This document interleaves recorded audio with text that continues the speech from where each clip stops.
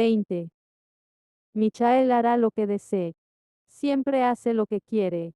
De la carta de la condesa de Kilmartin a Ellen Stirling, 3 días después de recibir su carta el día siguiente, no le trajo ninguna paz a Francesca.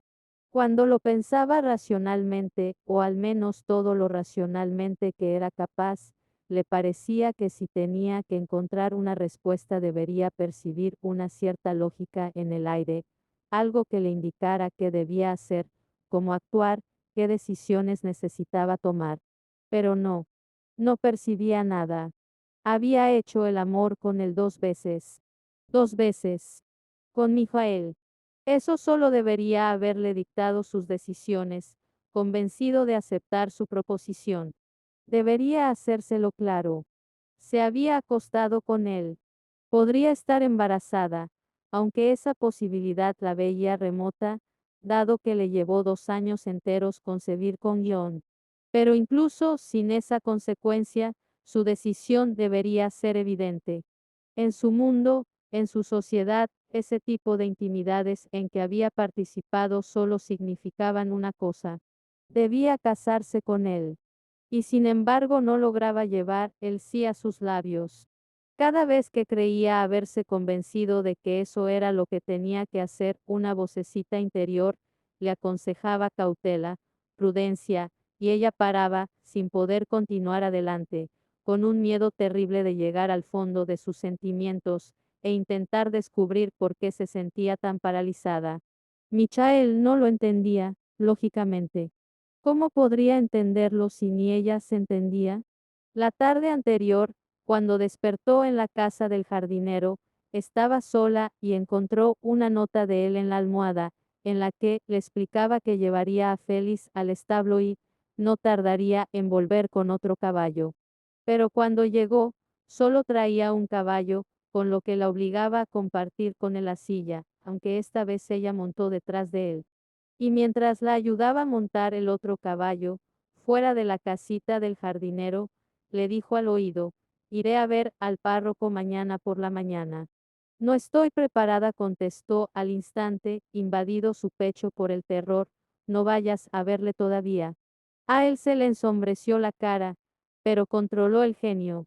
Ya lo hablaremos, dijo simplemente. Y cabalgaron hasta la casa en silencio. Tan pronto como entraron en la casa, ella trató de escapar a su habitación, alegando que necesitaba bañarse, pero él le agarró la mano, con suavidad pero firmeza al mismo tiempo, y de pronto se encontró sola con él, en el salón rosa, justamente ese, de todos los salones de la casa, con la puerta cerrada. ¿De qué va esto? ¿Qué quieres decir? Logró balbucear ella, tratando angustiosamente de no mirar la mesa que estaba detrás de él, la mesa donde la sentó la noche anterior y luego le hizo cosas indecibles. Y el solo recuerdo la hacía estremecerse. ¿Sabes qué quiero decir?, dijo él, impaciente. Michael, yo. ¿Te casarás conmigo? Dios santo, ojalá no hubiera dicho eso.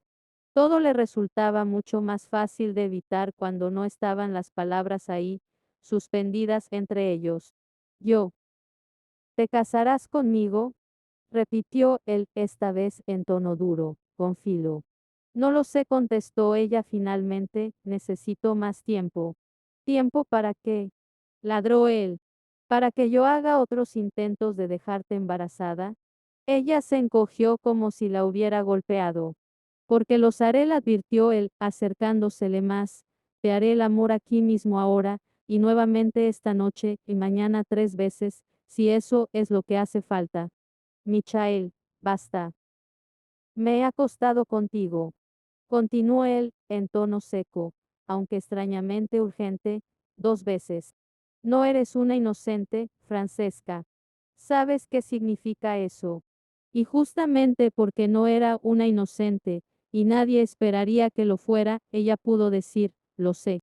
Pero eso no importa. No importa, si no concibo. Michael sisió una palabrota que ella jamás se había imaginado que diría en su presencia. Necesito tiempo, repitió, rodeándose con los brazos. ¿Para qué? No lo sé. Para pensar. para decidir qué hacer. No lo sé. ¿Y qué diablos queda por pensar? Eh, Preguntó él, mordaz. Bueno, en primer lugar, ladró ella, ya enfurecida, sobre si vas a ser un buen marido. Él retrocedió. ¿Qué diablos debo entender con eso? Tu conducta del pasado, para empezar, replicó ella, entrecerrando los ojos, no ha sido lo que se dice un modelo de rectitud cristiana. ¿Y eso me lo dice la mujer que me ordenó que me quitara la ropa esta tarde? No seas horrendo, dijo ella en voz baja. Y tú no me incites la furia. A ella empezó a dolerle la cabeza y tuvo que presionarse las sienes. Por el amor de Dios, Micael, ¿no puedes dejarme pensar? ¿No puedes darme un poco de tiempo para pensar? Pero la verdad era que la aterraba pensar, ¿por qué? ¿Qué descubriría? ¿Que era una lasciva, una desvergonzada? Que con ese hombre había sentido sensaciones primitivas, sensaciones escandalosas, intensísimas, sensaciones que nunca había sentido con su marido, al que había amado con todo su corazón. Con John había sentido placer, pero nada parecido a eso. Jamás había soñado siquiera que eso existiera. Y lo había descubierto con Mijael. Con Mijael, que era su amigo también. Su confidente. Su amante. Dios santo. ¿En qué la convertía eso? Por favor, susurró al fin. Por favor, necesito estar sola. Michael la miró un largo rato, tanto que ella sintió deseos de encogerse, pero finalmente soltó una maldición en voz baja y salió pisando fuerte del salón. Entonces ella se desmoronó en el sofá y bajó la cabeza hasta apoyarla en las manos. Pero no lloró. No lloró. No derramó ni una sola lágrima. Y, por su vida, que no entendía por qué no pudo llorar. Jamás nunca entendería a las mujeres. Soltando una sarta de maldiciones, Michael se quitó de un tirón las botas y las arrojó con todas sus fuerzas hacia la puerta del ropero. Milord, preguntó tímidamente su ayuda de cámara, asomando la cabeza por la puerta abierta del vestidor. Ahora no, Reivers. Muy bien, se apresuró a decir Reivers, entrando discretamente en el dormitorio a recoger las botas, solo me llevaré esto. Las querrá limpias. Michael volvió a maldecir. Reivers tragó saliva. O tal vez prefiere que las queme. Michael se limitó a mirarlo y a gruñir. Reivers salió corriendo, pero, tonto que era, olvidó cerrar la puerta. Michael se levantó y fue a cerrarla de una patada y soltó otra maldición al no encontrar ninguna satisfacción en el portazo. Por lo visto ahora se le negaban hasta los placeres más pequeños de la vida. Empezó a pasearse desasosegado por la mullida alfombra color vino, deteniéndose de tanto en tanto ante la ventana. ¿Para qué intentar entender a las mujeres? Jamás había pretendido tener esa capacidad, aunque había creído que entendía a Francesca, por lo menos lo bastante para decirse que se casaría con un hombre, con el que se hubiera acostado 2 veces. Una vez, tal vez. Una vez podría haberlo considerado un error, pero 2 veces. Jamás permitiría que un hombre le hiciera él amor 2 veces a menos que le tuviera un cierto aprecio. Pero por lo visto estaba equivocado, pensó, haciendo una mueca. Al parecer ella estaba dispuesta a utilizarlo para su placer y lo había utilizado. Santo Dios, lo había utilizado. Asumió el mando, obtuvo de él lo que deseaba y solo renunció al dominio cuando la pasión entre ellos se convirtió en llamas. Lo utilizó. Y él nunca se habría imaginado que pudiera tener eso en ella. ¿Habría sido así con John? ¿Asumía el mando? Lo paró en seco, con los pies inmóviles en la alfombra. John. Se había olvidado de John. ¿Cómo era posible? Durante años, cada vez que veía a Francesca, cada vez que se le acercaba para aspirar su embriagador aroma, John estaba ahí, primero en sus pensamientos y después en su memoria. Pero desde el momento en que ella entró en el salón rosa la noche anterior, cuando oyó sus pasos detrás de él y susurró para sí mismo las palabras «Cásate conmigo», se olvidó de John. Su recuerdo no desaparecería jamás. Era demasiado querido, demasiado importante para los dos. Pero en algún momento, durante su viaje a Escocia, para ser exactos, se había dado permiso para pensar, podría casarme con ella, podría pedírselo. Podría, y cuando se dio el permiso, fue disminuyendo poco a poco la idea de que la iba a robar del recuerdo de su primo. Él nunca aspiró a ocupar ese puesto. Jamás miró al cielo deseando el condado. Jamás deseó verdaderamente a Francesca, simplemente aceptaba que ella nunca podría ser suya. Pero John murió, y eso no era culpa de nadie. John murió, y a él le cambió la vida en todos los aspectos imaginables a excepción de uno. Seguía amando a Francesca. Dios santo, cuánto la amaba. No había ningún motivo para que no pudieran casarse. No lo prohibía ninguna ley, ninguna costumbre ni ninguna tradición, nada, aparte de su conciencia, la que muy de repente guardó silencio sobre el asunto. Entonces, por fin, se permitió hacerse, por primera vez, la única pregunta que no se había hecho. ¿Qué pensaría John de todo esto? Y comprendió que su primo le habría dado su bendición. Así de grande era el corazón de su primo, y así de verdadero su amor por Francesca y por él. Habría deseado que Francesca fuera amada y mimada tal como él la amaba y mimaba. Y habría deseado que él fuera feliz. La única emoción que él nunca había pensado que pudiera aplicarse a él, feliz. Feliz. Imagínate. Francesca había estado esperando que Mijael golpeara la puerta de su dormitorio, pero cuando sonó el golpe, de todos modos pegó un salto, por la sorpresa. La sorpresa fue mucho mayor cuando abrió la puerta y tuvo que bajar considerablemente la vista a mirar un pie, para ser exactos. Michael no estaba al otro lado de la puerta, solo estaba una de las criadas, con una enorme bandeja para ella. Entrecerrando los ojos, desconfiada, asomó la cabeza y miró a uno y otro lado del pasillo, suponiendo que él estaría al acecho en un rincón oscuro, esperando el momento oportuno para saltar. Pero no estaba.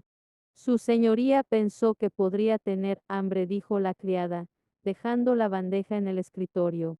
Francesca examinó atentamente la bandeja en busca de una nota, una flor, en fin, de algo que indicara las intenciones de Mijael, pero no encontró nada. Y no hubo nada el resto de la noche, y tampoco nada a la mañana siguiente. Nada fuera de una bandeja con el desayuno, otra reverencia de la criada y otro, su señor. Ya pensó que podría tener hambre. Ella le había pedido tiempo para pensar y, por lo visto, eso era exactamente lo que le daba. Y era horrible. De acuerdo, tal vez sería peor si él hubiera hecho caso omiso de sus deseos y él no le hubiera permitido estar sola. Estaba claro que no podía fiarse de ella en presencia de él, y no se fiaba particularmente de él tampoco, con su atractivo, sus miradas seductoras y sus preguntas susurradas. ¿Me das un beso, Francesca? ¿Me permites que te bese? Y ella era incapaz de negarse, teniéndolo tan cerca, con esos ojos, sus pasmosos ojos plateados de párpados entornados, mirándola con esa intensidad que la derretía. La atontaba, la hechizaba. Tal vez esa era la única explicación. Se puso un práctico vestido de diario que le serviría muy bien para estar al aire libre.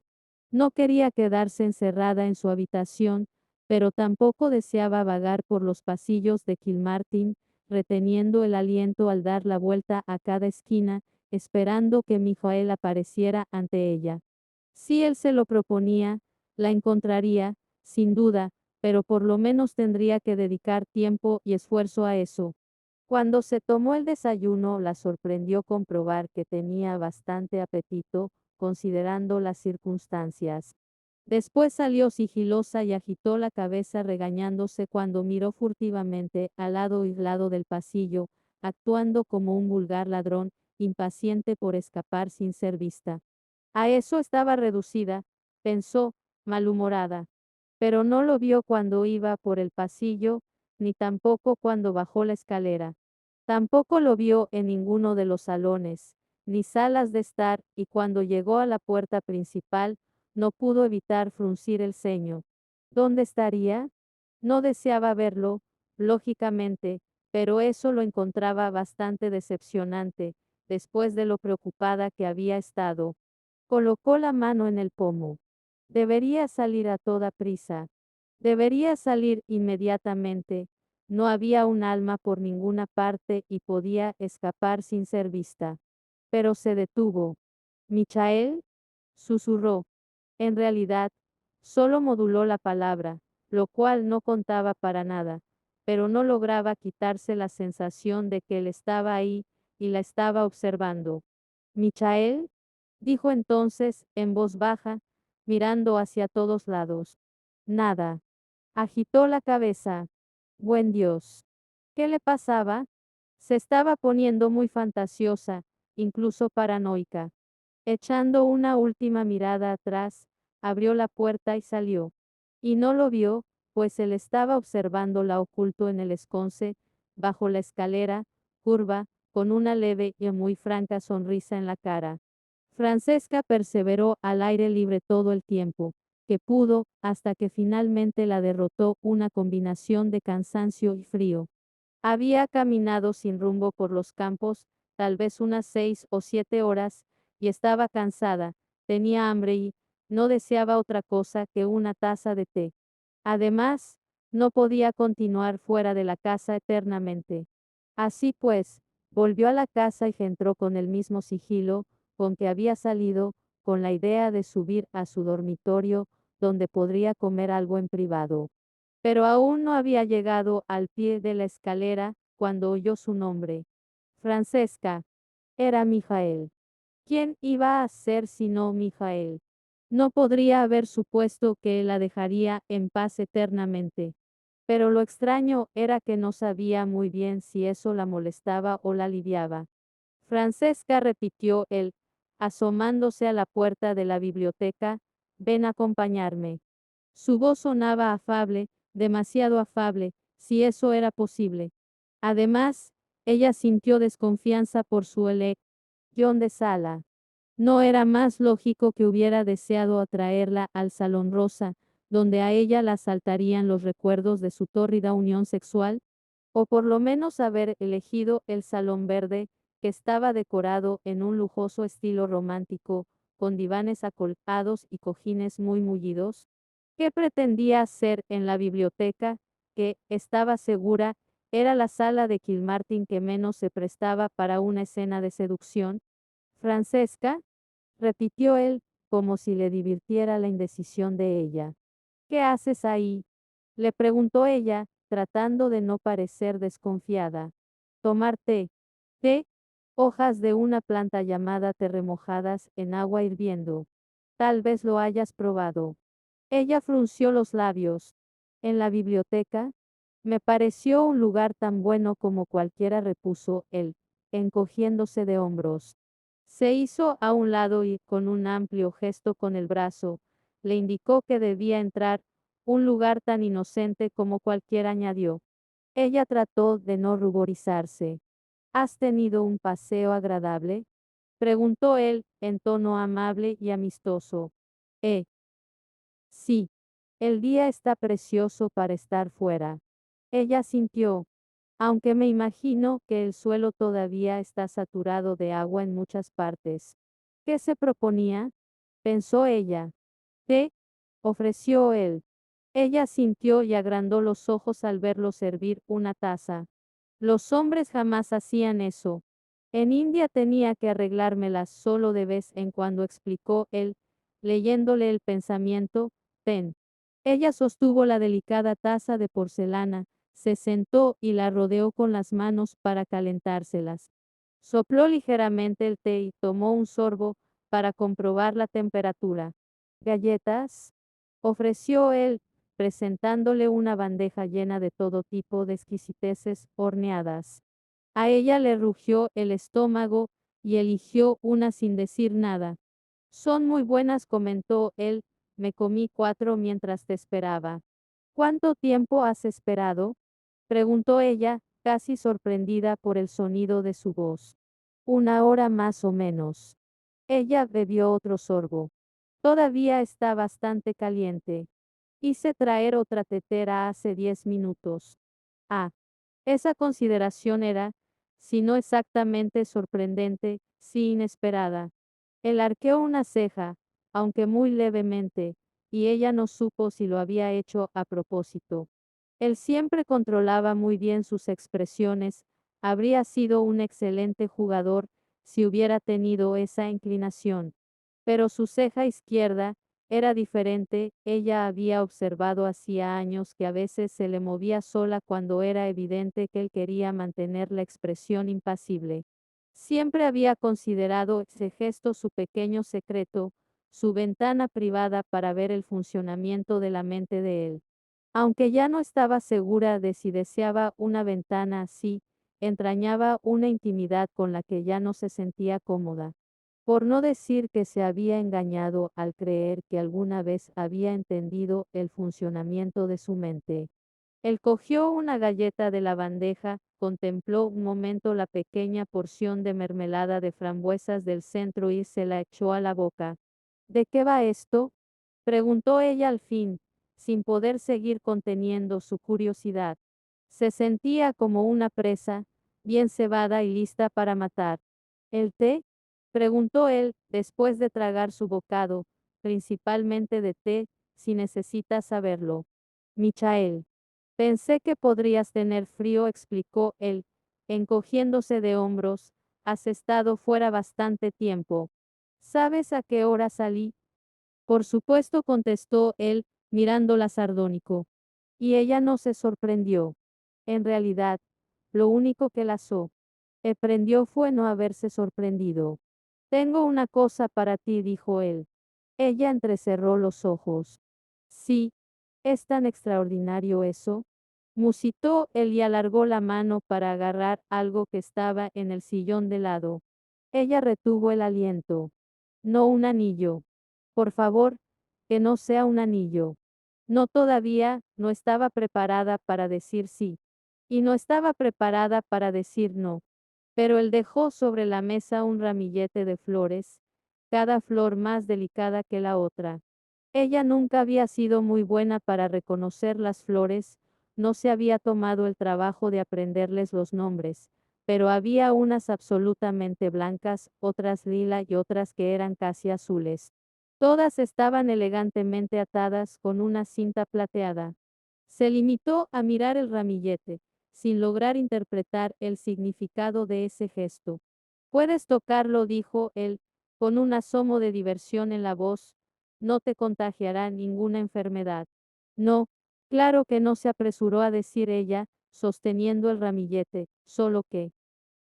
Se acercó el ramillete a la cara, aspiró el aroma de las flores y lo dejó sobre la mesa, y rápidamente juntó las manos sobre la falda. ¿Solo que qué? Preguntó él. La verdad es que no lo sé, contestó ella. Y no lo sabía. No tenía idea de cómo pensaba terminar esa frase ni si había tenido la intención de terminarla. Miró el ramillete, pestañeó varias veces y preguntó, ¿qué es esto? Yo las llamo flores. Ella levantó la vista y él lo miró a los ojos, profundamente. No. ¿Qué es esto? El gesto. ¿Quieres decir? Preguntó él y sonrió. Vamos, te estoy cortejando. Ella entreabrió los labios. ¿Es tan sorprendente? Después de todo lo que ha ocurrido entre nosotros, pensó ella. Sí, te lo mereces, como mínimo. Creí oírte decir que tenías la intención de. Se interrumpió, ruborizándose. Él había dicho que le iba a hacer el amor hasta que quedara embarazada. 3 veces ese día, en realidad. 3 veces, había prometido, y todavía estaban en cero, y diga. Le ardieron las mejillas y no pudo evitar la sensación que le produjo el recuerdo de él entre sus piernas.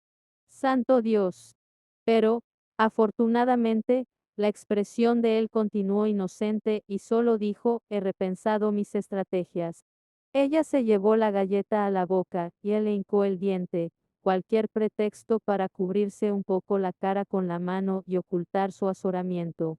Claro que sigo empeñado en conseguir mi objetivo en ese aspecto, continuó él inclinándose hacia ella con una seductora mirada, solo soy un hombre, después de todo.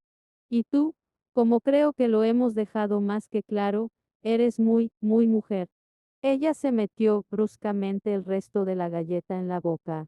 Pero pensé que te mereces más, concluyó él, echándose hacia atrás con expresión mansa, como si no acabara de enterrarle un dardo con ese insinuante comentario.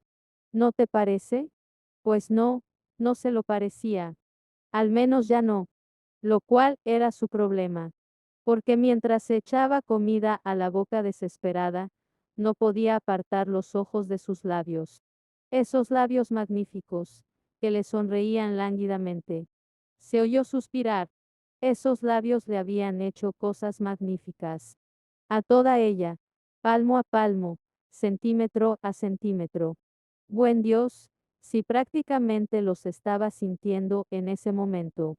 Y la hacían revolverse en el asiento. ¿Te sientes mal? Preguntó él, solícito. Estoy muy bien, logró contestar ella, bebiendo un buen trago de té. ¿Sientes incómodo el sillón? Ella negó con la cabeza. ¿Se te ofrece algo? ¿Por qué haces esto? Logró preguntar ella al fin. ¿Hago qué? Ser tan amable conmigo. No, debería hacerlo. Preguntó él, arqueando una ceja, sorprendido. No, no debo ser amable, dijo él, no como pregunta, sino como si lo encontrara divertido. No es eso lo que quise decir, dijo ella, negando con la cabeza. La confundía, y eso lo detestaba.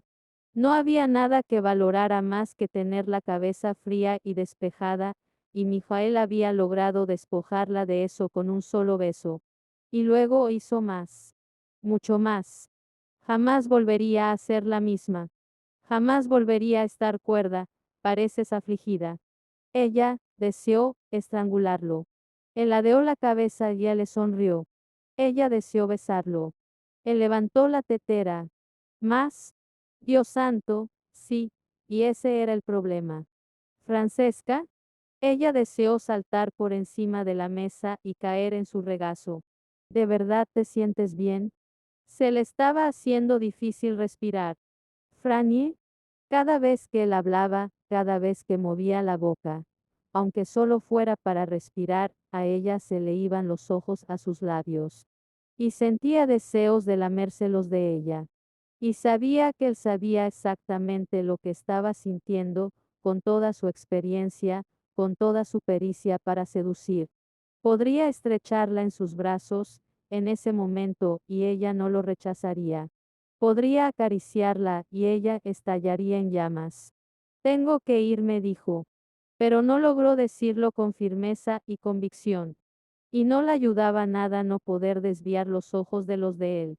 Asuntos importantes que atender en tu dormitorio, musitó él, curvando los labios. Ella sintió, aun cuando sabía que él se estaba burlando. Ve, entonces dijo él, con la voz suave, que en realidad sonó más como un seductor ronroneo.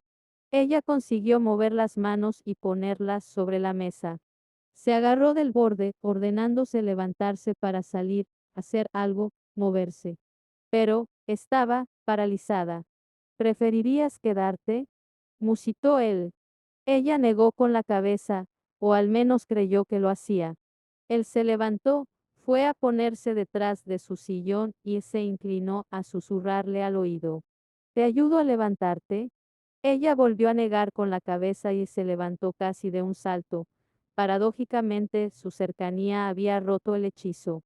Con el brusco movimiento, le enterró el hombro en el pecho, y retrocedió, aterrada de que otro contacto la hiciera hacer algo que podría lamentar. Como si ya no hubiera hecho bastante de eso. Necesito subir, dijo, a borbotones.